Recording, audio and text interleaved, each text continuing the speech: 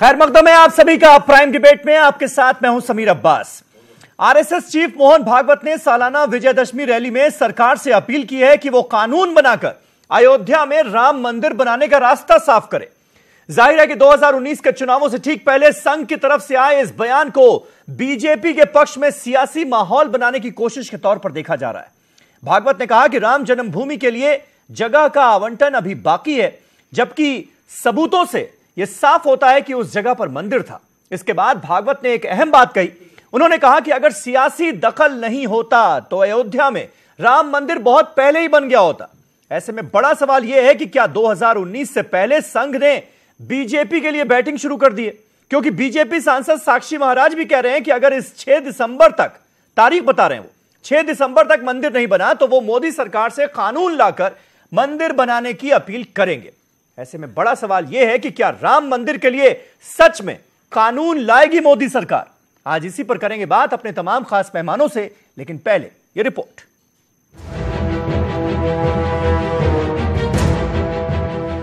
नागपुर में आरएसएस के विजयदशमी प्रोग्राम से खिताब करते हुए संघ चीफ मोहन भागवत ने राम मंदिर का मामला उठाया। उन्होंने कहा कि कुछ लोग सियासत की वजह से जानबूझकर राम मंदिर मामले को आगे खींचते जा रहे हैं। उन्होंने कहा कि अगर सियासत ना की गई होती तो अब तक राम मंदिर बन गया होता। सरकार को कानून बनाकर राम मंदिर की तामीर करनी चाहिए। अब पता चल गया कि वहां मंदिर है, नीचे है, सब सिद्ध हो चुका है, फिर भी न्यायालय में प्रकरण है और लंबा हो रहा है। अब कितना लंबा हो जाए भाई? हिंदू समाज तो कितने वर्षों से राह देख रहा है और लोग जानते हैं, सत्य भी जानते हैं, निर्णय तुरंत आ भी सकता है। लेकिन कुछ लोग हैं जिनको इस पर राजनीति चलानी है, वो इसको लंबा करते हुए दिखाई देते हैं। राजनीतिक लोग हैं। ये राजनीति नहीं आती तो मंदिर कब का बन चुका होता। मुस्लिम लीडरों ने राम मंदिर के मामले पर मोहन भागवत के बयान पर सख्त एतराज जताया है। उनका कहना है कि ऐसी सूरत में जबकि मामला सुप्रीम कोर्ट में जेर समाअत है, इस मामले पर राय जनी करना कानून के खिलाफ है। हम ये समझते हैं कि ये कोई नई बात नहीं है, बल्कि जब भी इलेक्शंस होने वाले होते हैं सिलसिले इस किस्म के मसाइल को छेड़ा जाता है, जिससे कि जो जनरल मुद्दे हैं उससे लोगों के जहनों को हटाया जा सके। क्योंकि इधर कई स्टेट्स में अहम इलेक्शन हैं, इम्पोर्टेंट इलेक्शंस हैं, तो उससे कहीं ना कहीं ये जहन हटाने की बात है। और हम लोग का ये मानना है कि अयोध्या का सिलसिले का हल सिर्फ सुप्रीम कोर्ट से हो सकता है, और यही नेशनल इंटरेस्ट में भी बात है कि तमाम लोग सुप्रीम कोर्ट के फैसले का इंतजार करें। नहीं बना सकते, ये तो बेसिक कॉन्स्टिट्यूशन के बेसिक स्ट्रक्चर के खिलाफ है। ये राइट टू इक्वालिटी का वायलेशन होगा। मगर करिए, आप कौन रोक रहा है? आप टोटलिटेरियन आइडियोलॉजी में भरोसा करने वाले हैं, यकीन करने वाले हैं। आपकी सरकार है जो टोटलिटेरिज्म को प्रमोट करती है, तो करिए आप। नहीं, कंसेंसस तो ये टोटलिटेरिज्म की मिसाल है ना, ये सरकार और आरएसएस। ये तो इग्नोरेंट है, लॉ को जानते नहीं है। वो ये चाहते हैं कि अपनी बात को सच साबित करने के लिए कुछ भी करना चाहते हैं लोग। सवाल ये पैदा होता है कि मोहन भागवत ने इस मामले को क्यों उठाया है। आरएसएस राम मंदिर मामले पर अदालत में फरीक भी नहीं है। इसका जवाब साफ साफ ये है कि 2019 के आम इंतखाबात में संघ परिवार इस मामले को कैश करना चाहता है। अगर मोदी सरकार की 4 साल कारकर्दगी का जायजा लिया जाए तो उसका कोई कारनामा भी ऐसा नहीं है कि जिसकी बुनियाद पर बीजेपी आम इंतखाबात में आवाम से वोट मांग सके। नोटबंदी और जीएसटी से उसका हिंदू वोट बैंक खिसक चुका है। रोजगार के मौके घटने से आवाम नाराज है। ले देकर राम मंदिर का जज्बाती इशू ही रह जाता है, जिसकी बुनियाद पर हिंदुओं को एक मुश्त वोट हासिल किए जा सकते हैं। मोहन भागवत ने हुकूमत से कहा है कि कानून बनाकर राम मंदिर की तामीर का रास्ता हमवार करे। ये ऐन मुमकिन है कि वोट हासिल करने के लिए 2019 के आम इंतखाबात से ऐन कब्ल पार्लियामेंट का खुसूसी इजलास तलब करके या ऑर्डिनेंस जारी करके मंदिर की तामीर की राह हमवार की जाए। ये सवाल पूछा जा सकता है कि गुज़िश्ता 4 साल में बीजेपी को राम मंदिर के मामले में कानून बनाने से किसने रोका। लोकसभा में इसको भरपूर अक्सरियत हासिल है, लेकिन इसकी नीयत में भी खोट नजर आता है। उसे मंदिर बनाना नहीं है, बल्कि मंदिर के इशू को सियासी फायदे के लिए जिंदा रखना है। Bureau report, news 18 Urdu.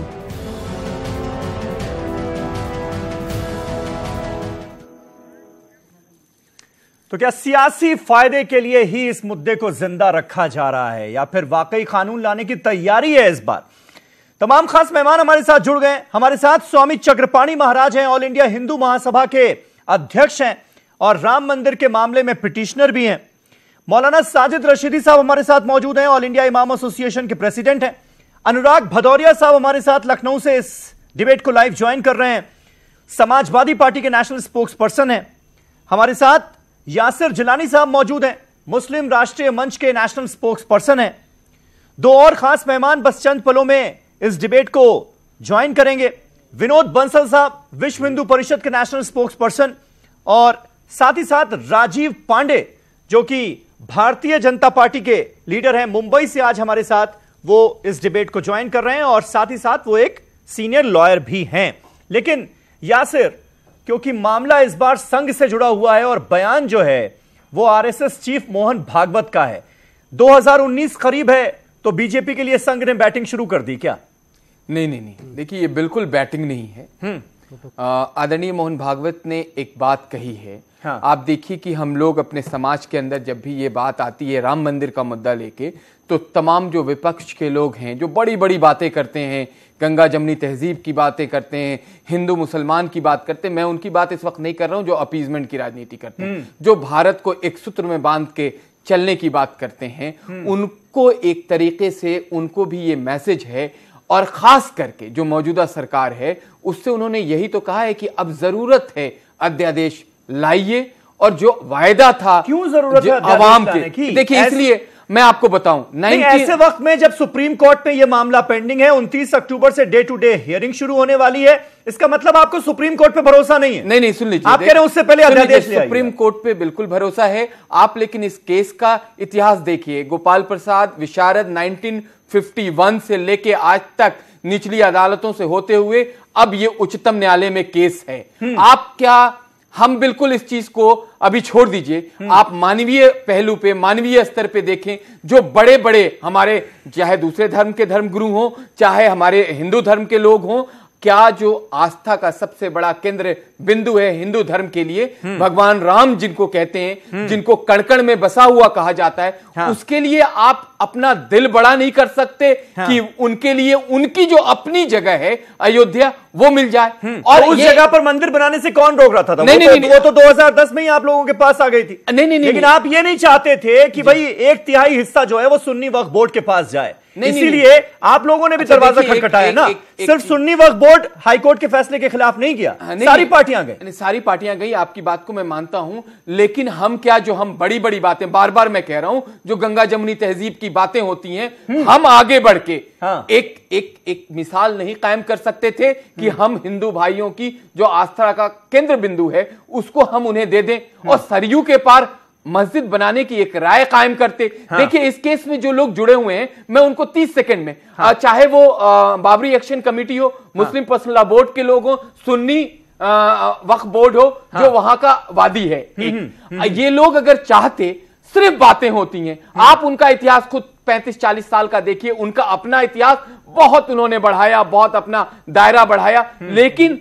कभी भी तो दायरा तो बीजेपी का भी बढ़ा ना, दायरा तो बीएसपी का भी बढ़ा, लेकिन बंसल साहब आ गए हमारे साथ। लेकिन मुसलमानों के सेंटिमेंट को हमेशा से उन्होंने एक तरीके से अपने हाथ में रखा, हर जगह डराया, उन्हें सेंटिमेंट्स के साथ ही खिलवाड़ किया गया। एक चीज नहीं, समीर साहब एक बात बताइए, क्या हम उस हिंदुस्तान को नहीं अपने आने वाली जनरेशन को दिखा सकते हैं जिसमें सब एक मिसाल कायम करें कि एक ऐसी जगह जिसपे एक तरह से एक झगड़ा था, एक लड़ाई थी, उसको खत्म करके भारत ने एक नया इतिहास बनाया और सब मिलकर मंदिर का निर्माण कराएं? क्या इस पे और इसमें देखिए, क्योंकि ठीक है, लेकिन अनुराग भदौरिया साहब एक रिएक्शन पहले आपसे। एक बड़ी अहम बात उन्होंने कही, उन्होंने कहा कि अगर इस मामले में सियासी दखलंदाजी ना होती, भागवत साहब कहते हैं कि सियासी दखलंदाजी ना होती तो राम मंदिर कब का बन गया होता। इस बात से इत्तेफाक रखते हैं आप? क्योंकि अक्सर तमाम जो संत महात्मा हैं वो ये बात कहते आए हैं, कोई नई बात नहीं है ये, वो कहते आए हैं कि भाई सियासत ने सारा खेल बिगाड़ दिया। बिल्कुल, देखिए अब आप भी अच्छी तरह जानते हो, हम भी अच्छी तरह जानते हैं कि इस देश की न्यायपालिका और संविधान सबसे बड़ा है, न कि आरएसएस के नागपुर का संविधान और न्यायपालिका। बेशक भारतीय जनता पार्टी क्लियर करे क्या मोहन भागवत जी देश की न्यायपालिका में यकीन रखते हैं कि नहीं रखते हैं? और रखते हैं तो इस तरह की बातें क्यों करते हैं समाज के अंदर में? अपने आप को बड़ा समझदार अगर समझते हैं, एक बात। दूसरी बात, चूंकि अब इलेक्शन का वक्त आ गया है, मोहन भागवत जी अपनी टोपी लगा के सो रहे थे इतने दिनों तक, अचानक उनको होश आया है। सरकार बनी हुई 5 साल हो गए, पहले सरकार बनते ही बोल देते कि भैया अध्यादेश लाओ, कानून बनाओ, तब सरकार आगे बढ़ाओ। क्योंकि हम इतने दिनों से यही इंतजार कर रहे थे कि पूरी बहुमत की सरकार जब आ जाएगी तो हम तुरंत इसका अध्यादेश लाके या कानून बना के हम इसका मंदिर बना देंगे। तब तक आप सोते रहे। तो क्या हुआ, बीजेपी के मोदी जी वगैरह सब लोग गए, बोले सर हम लोग तो बदनाम हो चुके हैं झूठ बोल के, सर हाथ जोड़ के करवत प्रार्थना है, अब हमारी नैया डूब जाएगी 2019 में। हमने ऐसा कुछ नहीं किया जिससे हम कुछ कर पाए, सिर्फ 2 चीज हमने की है। वो एक शौचालय बनाया है कि हम घर नहीं दे पाए तो हमने जल्दी से शौचालय बना दिया। सुन तो लीजिए। दूसरा, हमने वो उज्ज्वल योजना बनाई है जो हमारी झूठी निकली, क्योंकि 850 सिलेंडर बिक रहा है। हमने कुछ किया नहीं, आप मुझे बचाओ। तो मोहन भागवत अब इनके स्टार प्रचारक बनके इनकी नैया उतारने में लगे, सोच रहा है कि थोड़ी सी इनकी नैया डूबने से बचा लें, लेकिन इनकी नाव डूबने से बचने वाली नहीं है। वो ऐसे भवन में, जनता के भवन में जाके फंसी है कि जनता खुद ही उसको डुबोए दे रही है। अब ये छटपटा रहे हैं, चारों तरफ घूम रहे हैं। तो लास्ट में क्या, मोहन भागवत जी ने कहा चिंता मत करो, हम लोग हमेशा आपके पीछे रहे हैं, लेकिन अब हम आपके आगे रहेंगे। पीछे हमेशा चले लेकिन हम आगे चल के अपनी बात कहेंगे, इसी पे माहौल बनेगा तो आपको भी आसानी हो जाएगी। मैं सीधी बात बता दूं, ये देश संविधान और न्यायपालिका से चलेगा, आरएसएस के संविधान से नहीं चलेगा। नहीं चलेगा आरएसएस के संविधान से। जो फर्जी संविधान लेके घूमते हैं ये लोग, देश में नफरत की राजनीति करते हैं। दुर्गा माँ के पास चले जाए, दुर्गा माँ इनको रास्ता दिखा देंगी। दुर्गा माँ खुद कह रही है कि इन्होंने क्या किया मेरे साथ। ये लोग वो लोग हैं जो हमारे बच्चों को भूखा मरने को दे रहे हैं। रामलला के पास चले जाए ना दशहरा में, राम से मिलके तो आइए। राम भगवान ऐसे गुस्से में कि उनसे मिल ही नहीं सकते, डर के मारे भाग जाएंगे। बोलेंगे क्या किया आपने आज तक, पूरे देश को बर्बाद करके रख दिया, पूरा देश को नफरत की आग में। आपने सवाल किया बीजेपी से, बीजेपी की तरफ से राजीव पांडे साहब हमारे साथ जुड़ गए हैं, नेता भी हैं, वकील भी हैं। राजीव पांडे साहब वो सीधे सीधे कह रहे हैं कि भाई स्टार प्रचारक बना दिया आपने मोहन भागवत साहब को, और आरएसएस ने बैटिंग शुरू कर दी है 2019 के लिए।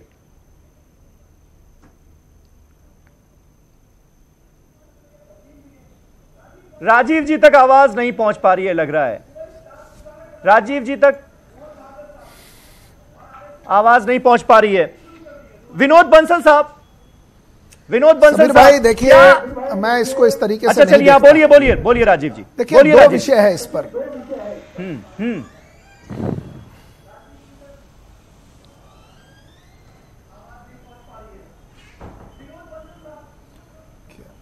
अरे कुछ सुनाई ही नहीं दे रहा, तुम्हारा कौन है बंदा है? बोलिए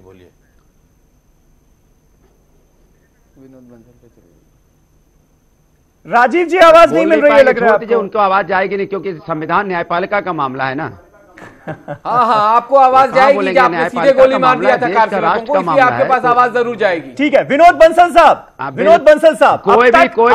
अब तक क्या हो रहा था कि आप लोग भी सुप्रीम कोर्ट में अपनी आस्था जगा रहे थे और ये बताने की कोशिश की जा रही थी कि भाई सुप्रीम कोर्ट में हमारी बहुत आस्था है और हम तो जो सुप्रीम कोर्ट का फैसला होगा वो मानेंगे।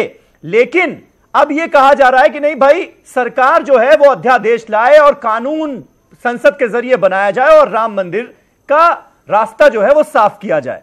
तो क्या ये अब वीएचपी का क्या मानना है इस पर? क्या आप लोगों का दबाव है जो रंग ला रहा है क्या? समीर भाई देखिए, आज की बात नहीं है। दशकों पूर्व पूज्य संतों ने कहा था कि जन्मभूमि पर मंदिर वहीं, मस्जिद नहीं और बाबरी कहीं नहीं। और अभी 5 अक्टूबर को जो पूज्य संतों की उच्चाधिकार समिति ने जो विश्व हिंदू परिषद मुख्यालय में निर्णय लिया, उस निर्णय में बड़ा पूरे दिन की मंथन में 2 चीज़ें सामने आई। उसमें यह था कि एक तो हमने 60 साल तक तो हाई कोर्ट तक और 8 साल सुप्रीम कोर्ट में इंतजार किया। एक आशा की किरण जागी जब अगस्त 2017 में सुनवाई शुरू हुई। लेकिन आपको पता है कि किस प्रकार कांग्रेस प्रायोजित साउटनिंग ब्रिगेड और मायावी शक्तियां, उनकी फौज, वकीलों की फौज सुप्रीम कोर्ट में इकट्ठी हो गई और उन्होंने सीधा जब उनकी बात नहीं सुनी गई और सुप्रीम कोर्ट ने ईमानदारी से डे टू डे सुनवाई की बात करी तो कहने लगे 19 से पहले सुनवाई की क्या आवश्यकता है, क्यों कर रहे हो, ऐसी क्या जल्दी है। तो और अंततोगत्वा माननीय सर्वोच्च न्यायालय के मुख्य न्यायाधीश के ऊपर महाभियोग तक लगा दिया गया, हम सबको पता है। तो पूज्य संतों ने निर्णय लिया। देखिए अब वो बेचारे जो सर्वोच्च न्यायालय के मुख्य न्यायाधीश दीपक मिश्रा जी रिटायर हो गए। अब 29 अक्टूबर की डेट पड़ी है। अब डेट के बाद में अभी भी सुप्रीम कोर्ट ने बेंच का गठन नहीं किया जो नई बेंच बननी है, और ना ही सुप्रीम कोर्ट ने यह कहा कि डे टू डे हियरिंग होगी। अब संतों ने कहा कि अनंत काल तक हम इंतजार नहीं कर सकते। देखिए, अनंत काल तक किसी चीज का इंतजार नहीं कर सकते। जिस व्यक्ति की आस्था नहीं है उनके लिए कोई भी कुछ भी हो सकता है। जिसकी आस्था नहीं है उसके लिए दो तरह की बातें कर रहे हैं आप। जिसके लिए आस्था, 29 अक्टूबर को आप ही कह रहे हैं कि डे टू डे हियरिंग की बात होगी, सबको पता है। दूसरी तरफ आप कह रहे हैं अनंत काल तक इंतजार नहीं करेंगे। इसका क्या मतलब है? अरे अनंत काल तक इंतजार करने के लिए कौन कह रहा है? 29 अक्टूबर तक तो इंतजार कीजिए, उससे पहले तो कम से कम ये बयानबाजियां ना कीजिए। थोड़ी सी तो आस्था रखिए ना जुडिशरी में। नहीं सुनिए, ना बयानबाजी नहीं, देखिए ना बयानबाजी नहीं है, ये दुनिया की हकीकत है। विश्व भर का हिंदू चाहता है कि शीघ्र मंदिर बने, और जो मायावी शक्तियां हैं, जिस तरह से आप छोड़िए, आप बताइए, अरे हिंदू क्या चाहता है, मुसलमान क्या चाहता है, इसमें क्यों पड़ रहे हैं आप? यही फैसला करना है ना अदालत को, सुप्रीम कोर्ट को यही फैसला करना है ना। डे टू डे हियरिंग इसी मामले की तो होनी है, चाहे सुप्रीम कोर्ट के माध्यम से हो, चाहे सुप्रीम कोर्ट के माध्यम से हो, या न्यायिक प्रक्रिया के माध्यम से हो, या संसदीय कानून के माध्यम से। हमें मंदिर चाहिए। और जो लोग बार बार टीवी चैनल पर बैठ के ये कहते हैं इस बात को कि हाँ मंदिर बनना चाहिए, मंदिर बनना चाहिए, मंदिर बनना चाहिए, लेकिन उन्हीं के गुरु जाकर के सुप्रीम कोर्ट में रामद्रोह करते हैं, भगवान श्री राम की जन्मभूमि पर मंदिर बनाने के लिए रोड़ा बनते हैं। आप देखिए बड़े पैमाने पर जो है वकीलों की फौज किसकी है? अभी जितने भी अपने मुस्लिम पक्षकार मंदिर बनना चाहिए, लेकिन अपने बंधुओं को सुन्नी सेंट्रल वक्फ बोर्ड को नहीं बोलेंगे। कभी सुन्नी सेंट्रल वक्फ बोर्ड कम से कम उसको विड्रॉ करे, केस वहां से विड्रॉ करे, मामला साफ है। न कोई कानून बनाने की जरूरत नहीं, न कोई सुन्नी वक्फ बोर्ड तो बंसल साहब सीधे सीधे कह रहा है कि भाई जो अदालत का फैसला होगा वो हमें मंजूर होगा। मौलाना साजिद रशीदी यही स्टैंड है ना कि जो अदालत का फैसला होगा वो हमें मंजूर होगा। अदालत का फैसला आने देंगे तब तो ना, अदालत में तो फैसला सुनवाई नहीं करने दे रहे ये लोग। ये जो जिहादी शक्तियां हैं, मायावी शक्तियां हैं, जो सबसे बड़ी अदालत है चुनावों का जिनको डर है, जिनको लग रहा है कि भगवान श्री राम के पक्ष में फैसला आने वाला है, वो बार बार इस बात को कह रहे हैं कि नहीं, न्यायालय में निर्णय नहीं होना चाहिए, न्यायालय में निर्णय नहीं होना चाहिए, न्यायालय में सुनवाई नहीं होनी चाहिए। ये कौन कह रहा है कि न्यायालय में सुनवाई नहीं होनी चाहिए? जो है ये सुन्नी वक्फ बोर्ड कह रही है, और वो जो सुनवाई नहीं हो पा रही। मैडम किस आदमी को आपने अच्छा क्या बात कर रहे हो? आपने नहीं सुना? खुद पूर्व कानून मंत्री ने कहा, कांग्रेस के बड़े नेता ने कहा कि 2019 से सुनवाई, 2019 से पहले सुनवाई की क्या आवश्यकता है? और आपको पता है आज तक 1.5 साल हो गया सुनवाई शुरू हुई है, आज तक सुनवाई नहीं शुरू हो पाई। कब तक अपने छात्रों एक एक दिन गिन रहे हैं हम लोग। हो गई ना आपकी बात, अब सुन लीजिए, दूसरों को सुनिए, दूसरों को सुनिए। जी रशीदी साहब, एक मिनट, अनुराग सरकार आपकी थी, गिनते रहोगे खाली क्या? पुंचला छोड़ रहा है, इस व्यक्ति का भी थोड़ा वॉल्यूम को कंट्रोल रखो। मैं तो चुप हो गया। बिल्कुल, तोगड़िया जी का पूछता हूँ मैं ना, तोगड़िया जी कहाँ है? तोगड़िया जी रो रहे हैं, पता आपको? बीजेपी रुला रही उनको। मैं 2-3 बातें हमारी बात राम के हत्यारों, आपको पाप लगेगा, आपने ताकत है की सजा भुगतनी पड़ेगी। अरे कायर कायर हो कायर, अपने राष्ट्रीय अध्यक्ष को नहीं बचा पाते हो और हिंदुस्तान की बात करते हो, शर्म नहीं आती है? आपने जिहादी मित्रों को सब बुला लो। अरे नमाजवादी पार्टी कम से कम होश में हो, नमाजवादियों होश में हो। आप दोनों लोग थोड़ा सा ना अपने अल्फाजों पर काबू रखिए, अपने अल्फाजों पर काबू रखिए, अपने अल्फाजों पर काबू रखिए और थोड़ी देर चुप रहिए। दूसरों को भी सुनिए, दूसरों को भी सुनिए। डिबेट में आया कीजिए तो दूसरों को भी सुना कीजिए। रशीदी साहब बोल रहे हैं, अपनी बात रख रहे हैं, सुनिए आप दोनों लोग। जी रशीदी साहब बोलिए। देखिए समीर भाई जी, मेरे एक दोस्त हैं कलकत्ते में, डॉक्टर महमूद। हाँ। उन्होंने आज एक बड़ी अजीब बात मुझे भेजी लिखकर। उन्होंने कहा कि भाई रशीदी साहब, ये झगड़ा नहीं है। हाँ। राम मंदिर बाबरी मस्जिद का झगड़ा नहीं है। अगर ये झगड़ा होता कब का सुलझ गया होता। ये तो रगड़ा है, रगड़ा। और रगड़ा कभी सुलझा नहीं करता, क्योंकि नींद में जो आदमी हो उसको उठा सकते हैं, जो जगा हुआ उसको जगाया नहीं जा सकता। हाँ। इन लोगों को ये मुद्दा जिंदा रखना है। मैं सिर्फ ये कहना चाहता हूं, मुझे कोई भी हिंदू या मुस्लिम हिंदुस्तान का ये बता दे आज वहां क्या है, आज वहां राम मंदिर है कि नहीं, आज वहां पूजा हो रही है कि नहीं, हाँ। आज वहां सब कुछ चल रहा है कि नहीं, हाँ। फिर ये कौन से राम मंदिर की लड़ाई लड़ रहे हैं, मेरी समझ में नहीं आ रहा है। नंबर 1। नंबर 2 बात ये है, देखिए एक बहुत बड़ी बात मैं आपके सामने बोलने जा रहा हूं जी। ये हमेशा ये बात कहते हैं, चाहे विश्व हिंदू परिषद हो, बजरंग दल हो, आरएसएस हो या बीजेपी हो, सुप्रीम कोर्ट का फैसला कुछ भी आए राम मंदिर तो बनेगा। हाँ। सुप्रीम कोर्ट का फैसला कुछ भी आए राम मंदिर तो बनेगा। इसका मतलब ये हुआ, अगर बाबर, जिसको ये आक्रांता मानते हैं, हाँ। अगर बाबर ने अपने दलबल के जोर पर मंदिर को तोड़कर मस्जिद बना ली, चलिए मैं 1 मिनट मान लेता हूं, हालांकि ऐसा नहीं हुआ लेकिन मान लेता हूं कि उसने अपने दलबल के जोर पर एक गुनाह कर लिया, एक पाप कर लिया उसने इनके हिसाब से, तो क्या आज अगर ये दलबल में है तो ये भी वही पाप करेंगे? तो फिर बाबर में और इनमें क्या फर्क हुआ? ये जो मुसलमानों को बाबर का वंशज कहते हैं, तो बाबर का वंशज वो हुआ जो उसके बताए हुए काम करेगा, या वो हुआ जो बाबर को अपना आइडियल मानता ही नहीं? ये बहुत बड़ी बात मैं कह रहा हूं। ये लोग सिर्फ और सिर्फ इस मुद्दे को जिंदा रखना चाहते हैं। राम मंदिर की मतलब आपका कहना है कि सुप्रीम कोर्ट का जो फैसला है उसी में, सुप्रीम कोर्ट में ही सबकी आस्था है और वहीं से ये इसका फैसला होना चाहिए, समीर भाई, ना कि ऑर्डिनेंस के जरिए। समीर भाई वो सर्वमान्य है। हाँ। दूसरी बात, अगर ऑर्डिनेंस की बात है तो कि मैं एक और बहुत बड़ी बात कहने जा रहा हूं। हाँ। सरकार के पास 2 निजी अधिकार हैं। एक अधिकार तो यह है कि वो बिल लाए और राज्यसभा और लोकसभा में पास करा ले। अगर राज्यसभा में इनकी अक्सरियत नहीं है तो एक और निजी अधिकार है इनके पास, ये ज्वाइंट पार्लियामेंट सेशन बुलाएं, ठीक है, राज्यसभा और पार्लियामेंट का, राजीव जी, और उसको पास करा लें। राजीव जी आवाज मिल रही है? ये जानबूझकर करना नहीं चाहते, हिंदुओं को बेवकूफ बनाने का काम कर रहे हैं। और मेरे देश का हिंदू बेचारा सीधा साधा है, भोला भाला है, हर बार इनको राम के नाम पर वोट दे देता है और ये बराबर ठगते जा रहे हैं। ठीक है, राम मंदिर तो बना नहीं, लेकिन राम के नाम पर सरकारें बनती जा रही हैं। ठीक है, ठीक है। राजीव पांडे साहब, कब ला रहे हैं अध्यादेश?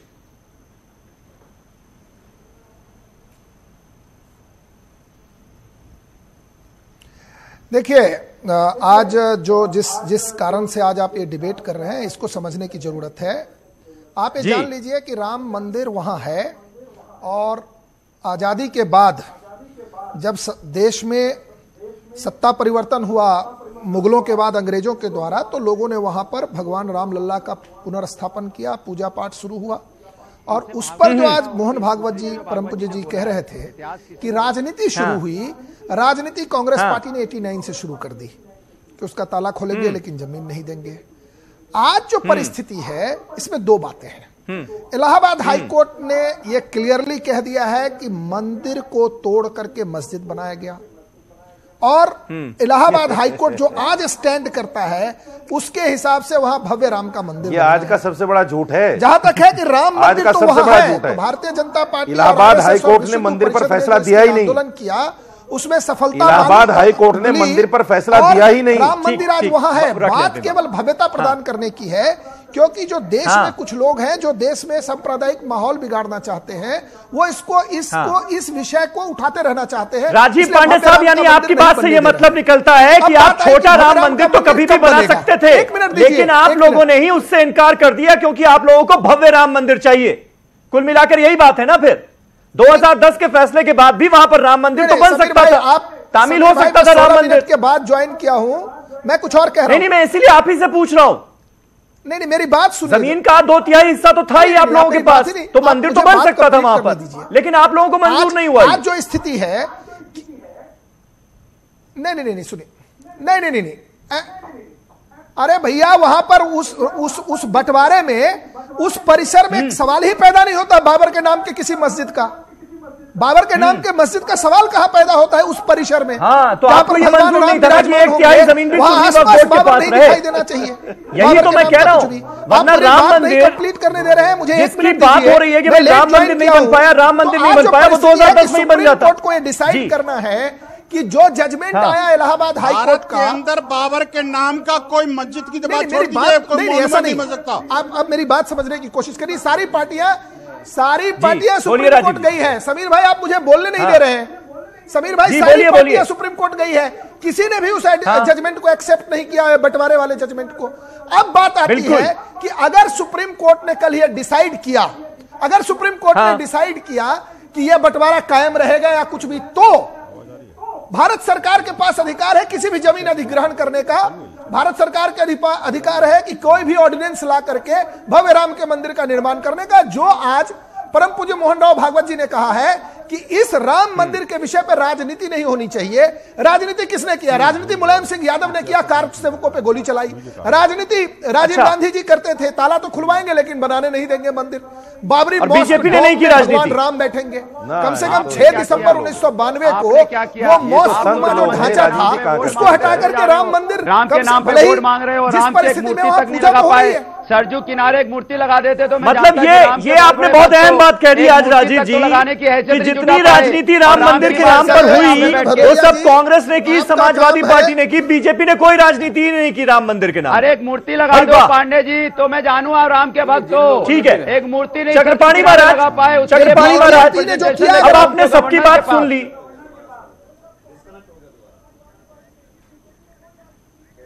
चलिए, चक्रपाणी महाराज तक लग रहा है हमारा ऑडियो डिस्कनेक्ट हो गया उनका। मैं दोबारा कांटेक्ट करने की कोशिश करता हूं चक्रपाणी महाराज, लेकिन उससे पहले यासिर जल्दी से 10 सेकंड में मुझे ब्रेक पड़ जाए। देखिए, मुझे लगता है कि इस वक्त जो लोग ये बात कह रहे हैं कि किसने राजनीति करी, कौन राजनीति कर रहा था, अब वो वक्त निकल चुका है। अब फैसले की घड़ी है। लेकिन राजनीति तो सबने की और सबसे बिल्कुल देखिए, ये तो मान लीजिए ईमानदारी से, बिल्कुल ईमानदारी से मान रहे हैं। और इसी को आदरणीय मोहन भागवत ने अपने वक्तव्य में, अपने बयान में आज बोला है कि अगर राजनीति नहीं होती तो राम मंदिर का निर्माण बहुत पहले हो चुका होता। ठीक है, चक्रपाणी महाराज जुड़ गए, चक्रपाणी महाराज जुड़ गए। चक्रपाणी महाराज, मैं और आप इसी राम मंदिर के मुद्दे पर तमाम डिबेट्स कर चुके हैं और आप लगातार यही कहते आए हैं कि अगर सियासत की दखल अंदाजी नहीं होती तो राम मंदिर कब का बन गया होता। वही बात आज मोहन भागवत साहब ने भी कह दी।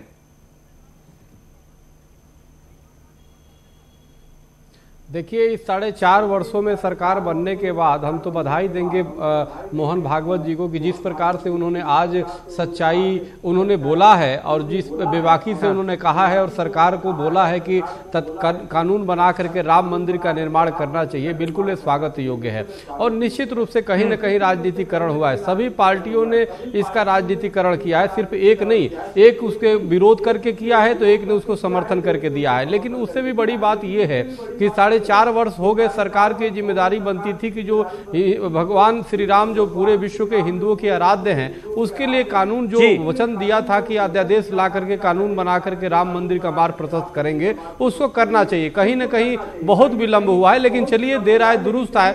अगर मोहन भागवत जी ने कहा है तो सरकार को इसको संज्ञान में लेकर के कानून बनाना चाहिए। लेकिन जब 4.5 साल बाद सत्ता में रहने के 4.5 साल बाद ये उठेगी बात, तो फिर तो ये मसला निकलेगा ना कि चुनावों के लिए हो रहा है। जी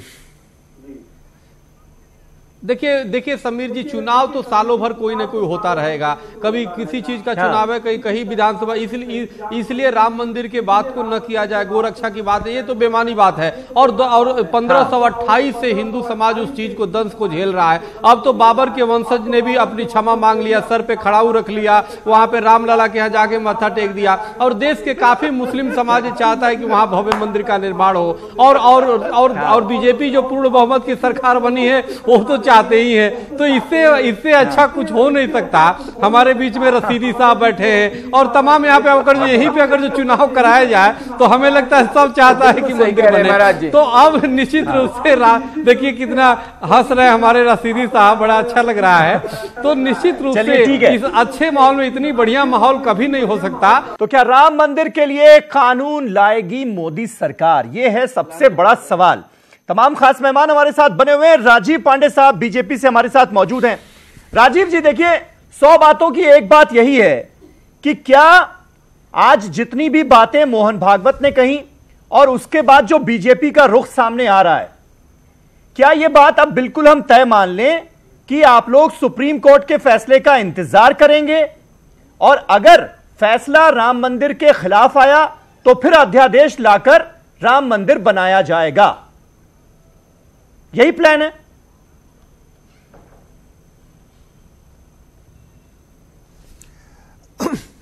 समीर जी, मैं एक बात आपको बताता हूं।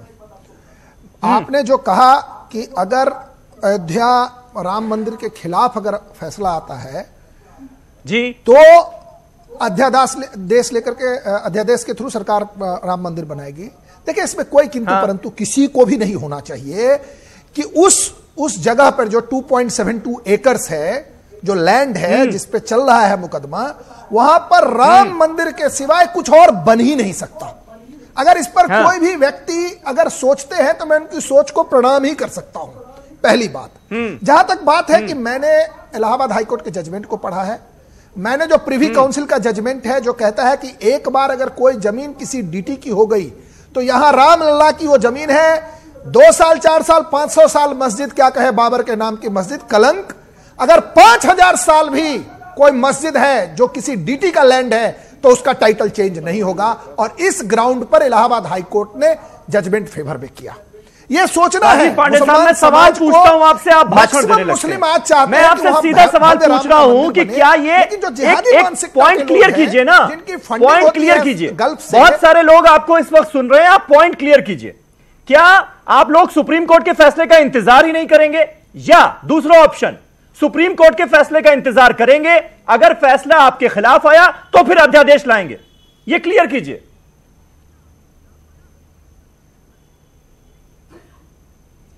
समीर भाई, ये कहने में मैं ये सक्षम नहीं हूं कि अध्यादेश कब लाया जाएगा, लेकिन मेरा अपनी जो जितनी मेरी समझ है कि 29 से अगर ये हियरिंग डे टू डे चला तो 1 महीने में हियरिंग कंप्लीट होगी, 2-3 महीने में जजमेंट आ जाएगा।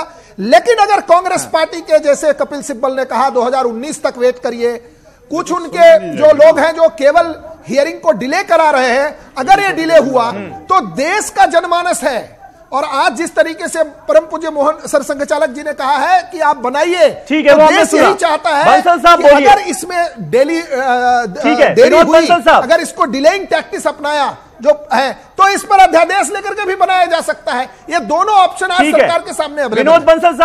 विनोद बंसल साहब, ज्यादा आपको क्या उम्मीद नजर आ रही है? आप लोग क्या उम्मीद लगाकर बैठे हैं सरकार से, ये बताइए। सुप्रीम कोर्ट के फैसले का इंतजार करेंगे या उससे पहले ही अध्यादेश लाने की बात हो रही है? वीएचपी का क्या स्टैंड है?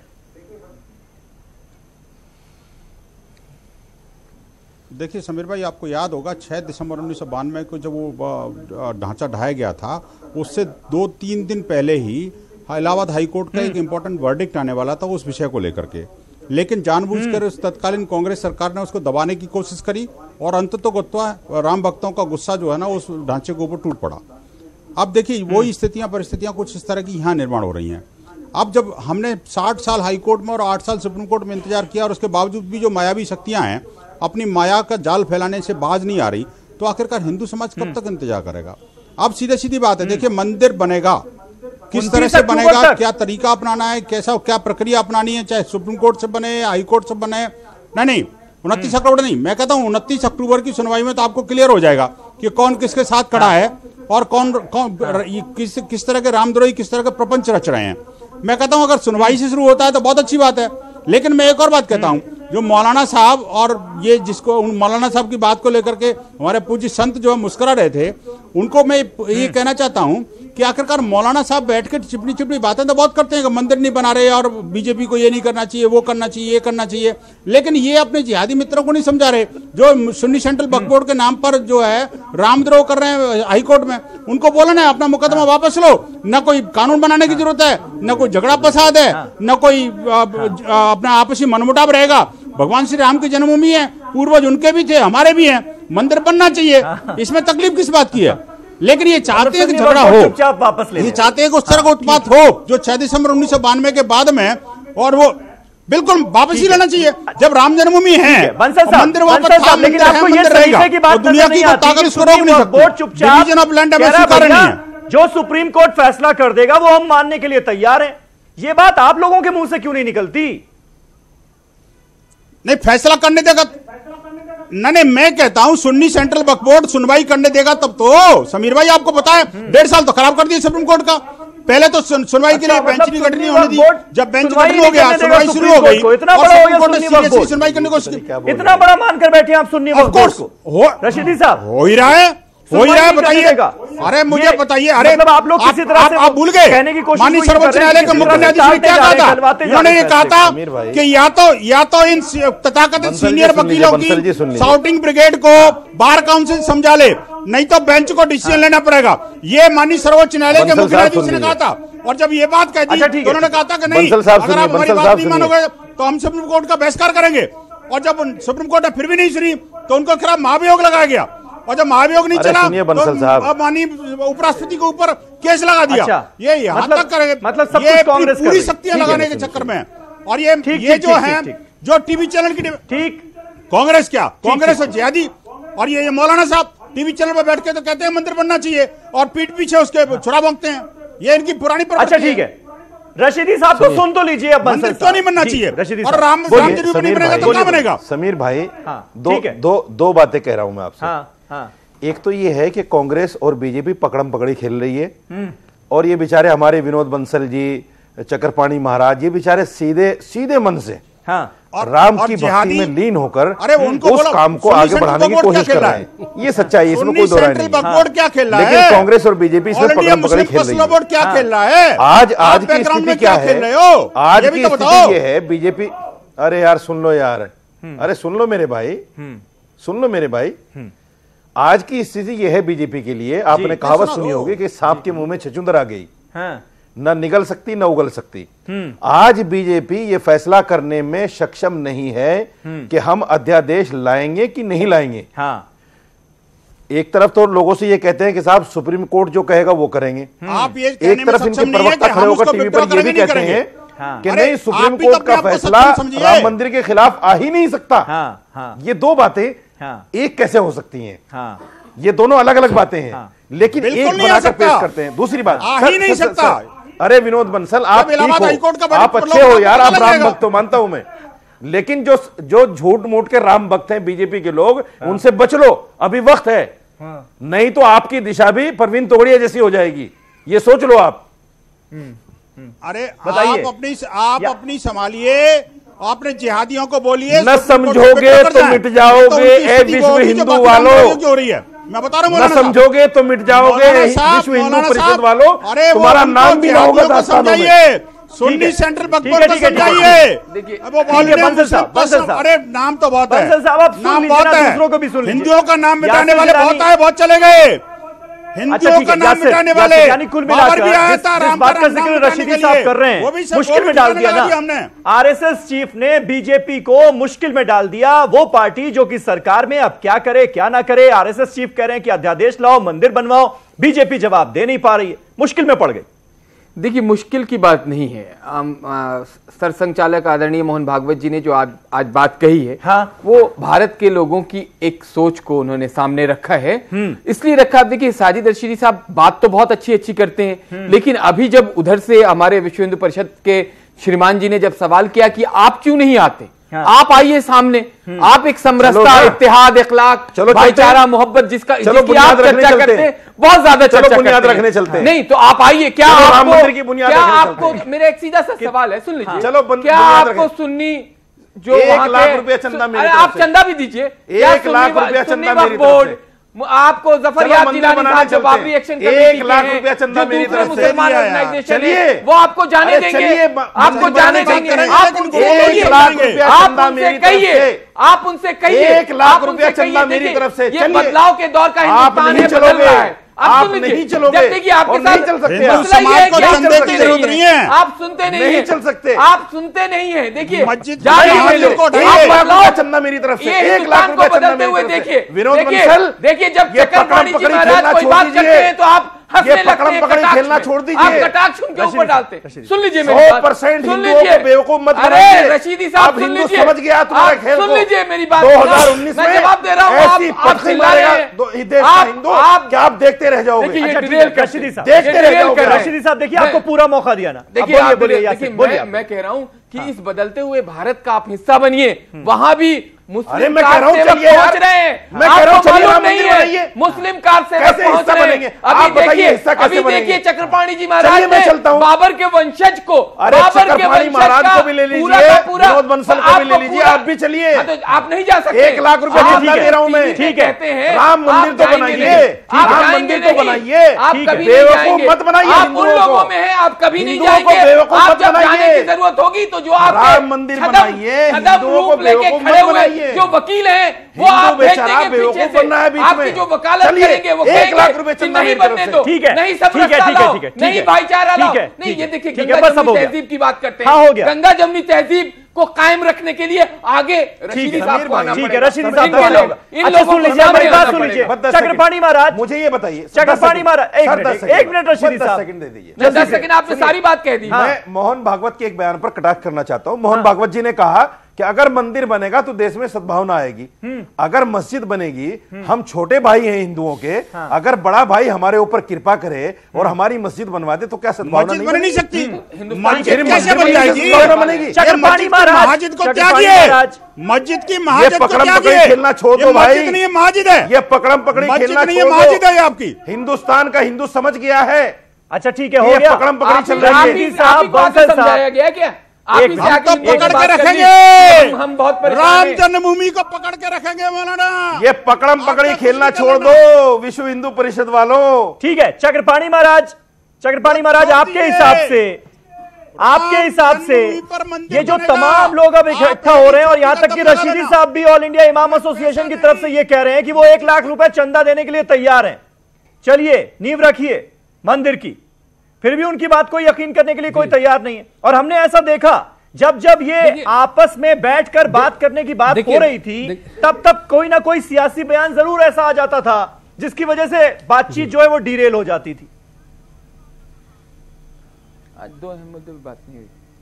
देखिए समीर जी, बिल्कुल आप सही बोल रहे हैं और मैं आपको बताना चाहता हूं ये एक बहुत सही समय है। आप ये देखिए, जिस पहले राम मंदिर की बात होती थी उस पे दूसरा जो पक्ष होता था वो भड़क जाया करता था, आग बबूला हो जाता था कि नहीं बनेगा। आज देखिए कम से कम रशीदी जी जैसे लोग गोरक्षा पे समर्थन करते हैं, राम मंदिर पे समर्थन करते हैं, तो निश्चित रूप से और सरकार का ये एजेंडा भी था और इसीलिए 2014 में प्रचंड बहुमत मिली। आप बताना चाहता हूं कि देखो संघ की शाखाएं हर पूरे देश में है और वो मोहन भागवत जी को अच्छी तरह पता है अब 2019 में चुनाव आने वाले हैं, उनको नीचे से रिपोर्ट जाता है। 4.5 वर्षों में निश्चित रूप से राम मंदिर के लिए कोई सरकार की उदासीनता रही, तो अगर जो राम मंदिर के लिए कानून नहीं बना तो इसका खामियाजा 2019 में 100% भुगतना पड़ेगा। जैसे हम लोगों ने भी 2014 में समर्थन किया था, स्वाभाविक है कि हम लोग विरोध करेंगे और पूरे देश के हिंदू समाज, पूरे विश्व के हिंदुओं की एक आस्था है और विरोध करेगा। तो अब तो स्वाभाविक है कि अब कानून बनना चाहिए और मोहन भागवत जी ने जो बोला है बिल्कुल स्वागत करते हैं।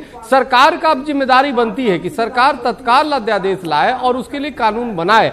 आज देश का मुसलमान भी, हिंदू भी, हर पक्ष भी, कुछ जो इसमें कट्टरपंथी है, जो नहीं चाहते हैं, वो निश्चित रूप से उनका भी वो भी बेनकाब हो जाएंगे। अगर मान लीजिए अध्यादेश या कानून नहीं भी बन पाता है, लेकिन अगर सरकार लाती है तो उसमें काफी लोग जो है उनकी पोल खुल जाएगी। चाहे कोई भी, अगर जो कपिल सिब्बल जैसे लोग हैं, जैसे कोर्ट में पोल खुला, तो उसी प्रकार से संसद में भी पूरे देश दुनिया देखेगा। लेकिन इनको संसद में आवश्यक है कि लाए, उसके लिए पूरी तरह मन साफ करके लाए और राम के नाम पे सिर्फ राजनीति करना बंद करे और सभी पार्टियों को इसमें आमंत्रित करके और उस पे अध्यादेश लाए। देश दुनिया देख रहा है। अगर ये अध्यादेश ला देते थे तो मैं बताता हूं समीर भाई कि 2019 में और इससे भी ज्यादा प्रचंड आएंगे। लेकिन अगर नहीं लाते हैं तो इतनी बुरी स्थिति होगी कि शायद कल्पना भी नहीं की जा सकती थी, क्योंकि ताकत हिंदुत्व में है, ताकत मोदी जी और योगी जी में नहीं है। और एक जो भावना भगवान श्री राम से जुड़ा हुआ है, वो भावना के आधार पर 2014 में पूर्ण बहुमत मिली और आने वाले कल में भी मिलेगी। लेकिन उस भावना का सम्मान करना पड़ेगा और भावना का सम्मान तो अब देश के जो मुस्लिम है, अब रशीदी भाई जैसे लोग करने लगे, बाबर के वंशज करने लगे। अब आखिर वो क्या करे, अब जान थोड़े दे दे। तो निश्चित रूप से कहने का मतलब है कि लोकतंत्र में एक अधिकार होता है। अगर हिंदू महासभा, हिंदू संत महासभा का समर्थन चाहिए बीजेपी को तो अध्यादेश लाना होगा। बिल्कुल है, तो बिल्कुल है। ये तो इसी के लिए हम लोग तो जीवन मरण का प्रश्न है। अगर ये बन जाएगा तो 100% आदमी समर्थन है और हम ही नहीं पूरे देश के लोग देंगे। अगर नहीं आता है तो सवाल ही पैदा नहीं होता कि समर्थन, बल्कि विरोध करेंगे। दूसरा कोई भी जीते, लेकिन सवाल इस बात का, हर पार्टी आती है, अपने एजेंडे को पूरा करती है, मुद्दे को पूरा करती है। और आपने न गोरक्षा केंद्रीय कानून बनाया, न धारा 370 का, न पंडितों को बसाया, बल्कि पत्थरबाजों को माफ कर दिया। अब कम से कम राम मंदिर तो बना दो, तो कम से कम जीएसटी की दर्द भूल जाएंगे, नोटबंदी का भी दर्द भूल जाएंगे और भी जितना किया वो दर्द भूल जाएगा। एक राम मंदिर बना दो। जो वादे किए थे उसमें से कोई पूरा नहीं किया। राम मंदिर पर अध्यादेश की बात भी कब हो रही है? 4.5 साल बाद, जब चुनाव सर पर है। समीर भाई, आज जो राम मंदिर का जो विषय है, राम मंदिर का जो विषय है ना, अगर आप देखें कि जब कांग्रेस के पास 212 सीट थी तो उन्होंने सुप्रीम कोर्ट में एफिडेविट फाइल कर दिया कि राम काल्पनिक कैरेक्टर है।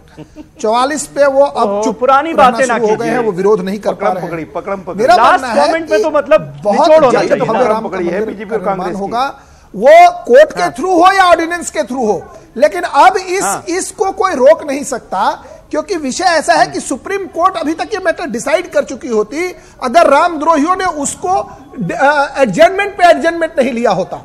6 महीने की एडजमेंट ली पेपर फाइल करने के लिए कपिल सिब्बल साहब ने। अब कांग्रेसियों को समझ में आ गया है कि राम मंदिर के बारे में बात करने से 44 से कहीं 4 देखिए, आज यासिर भी कह रहे हैं कि ये सारे तर्क नहीं चलेंगे, मारा लेकर के जप रहे इधर उधर। सरकार जहां तक बात है कि राम मंदिर के निर्माण की या तो सुप्रीम कोर्ट कर दे और नहीं तो ऑर्डिनेंस लेकर के होगा, इसमें कोई कंफ्यूजन की बात ही नहीं है। और बहुत जल्द इसका निर्माण को सोचना पड़ेगा। नहीं, अब वो ऐसे कौन से दबाव में है बीजेपी के, विश्व हिंदू परिषद के लोग?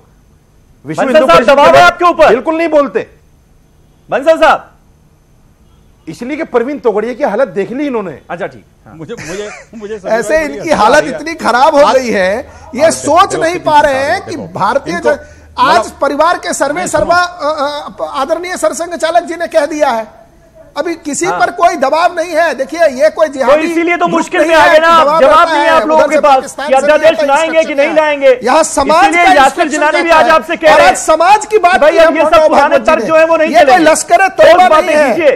ये यहाँ कुछ जैसे कि चक्रपाणी महाराज ने कहा कि अगर अध्यादेश लाएंगे तो हम आपके साथ हैं, नहीं लाएंगे तो नहीं है। कलंक को उड़ा देना है। लोगों ने 6 दिसंबर को बाबर नाम के कलंक को साफ कर दिया। ठीक है, बंसल साहब जल्दी से लास्ट कमेंट। नहीं, मैं उनका सम्मान करता हूं, उस विषय पर मैं कुछ नहीं कह सकता। वो अपने संगठन मैं सिर्फ ये कह रहा हूं, आज मौलाना साहब का कथन स्वागत योग्य है, लेकिन इनकी जो सरकास्टिंग है वो आपके दर्शक सब देख रहे हैं। 1 लाख रुपए तो देने का तो अनाउंसमेंट तो कर रहे हैं, लेकिन वो मस्जिद की महाजिद को नहीं छोड़ रहे, जो वास्तव में मस्जिद नहीं पाप का ढांचा था। ये अपने आप को बाबर से जोड़कर क्यों रखना चाहते हैं? आप तो बीजेपी को ये भी नहीं कह रहे हैं जिलानी की तरह सुप्रीम कोर्ट में अब ये नहीं चलेगा। आप नहीं कह रहे चक्रपाणी महाराज की तरह क्या ये नहीं चलेगा? गैर कानूनी काम नहीं करते। परिषद समर्थन देगा कि नहीं देगा? मिलाकर आरएसएस का दबाव तो साफ नजर आ रहा है। मैं कहता हूं आखिरकार अध्यादेश आएगा, ऐसा कोई वादा नहीं है अभी भी, कम से कम कोई वादा नहीं है अभी भी। यासिर 10 सेकंड बचा। देखिए आ जाएगा। आज जो मैसेज पूरे भारत में गया है, आज जो हशर देख लिया आपने, हो गया भाई, 1 मिनट। आज जो मैसेज पूरे भारत के लिए गया है, उसमें सबसे ऊपर राम मंदिर के निर्माण के लिए है। और जो मौजूदा हुकूमत के लोग हैं उन्हें समझना पड़ेगा कि जो वायदा उन्होंने हिंदुस्तान के लोगों के साथ किया हुआ है उसको पूरा करने का वक्त आ गया है और पूरा करना ही पड़ेगा। ठीक है, चलिए बहुत बहुत शुक्रिया। यानी आरएसएस खुलकर कह रहा है कि भाई वादा जो किया है वो पूरा ही करना पड़ेगा, लेकिन सरकार के सामने कैश 22 सिचुएशन है, क्या करें क्या ना करें, क्योंकि कहा तो यही गया है सरकार की तरफ से और कहना पड़ेगा भी कि सुप्रीम कोर्ट जो फैसला करेगा वो हमको मान्य होगा। अध्यादेश की बात पर इसलिए अभी फिलहाल कुछ नहीं बोला जा रहा है। बहुत बहुत शुक्रिया आप सभी का, शब ख़ैर।